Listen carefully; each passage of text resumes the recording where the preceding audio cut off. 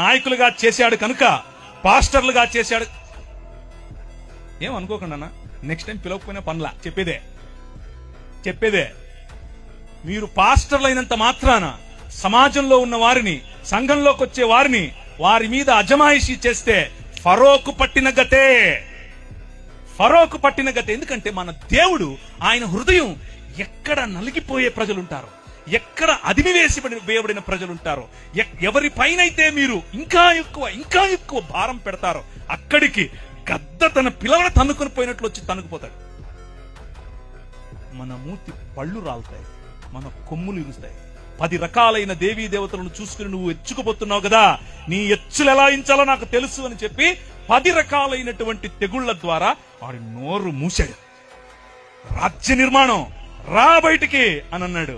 ఎడారి గుండా తీసుకెళ్లి నీ సముద్రాన్ని దాటించి 40 సంవత్సరాలు వారి కొవ్వు, వారి మదం ఇరిచి అణిచి ఒక రాజ్యం కట్టాడు.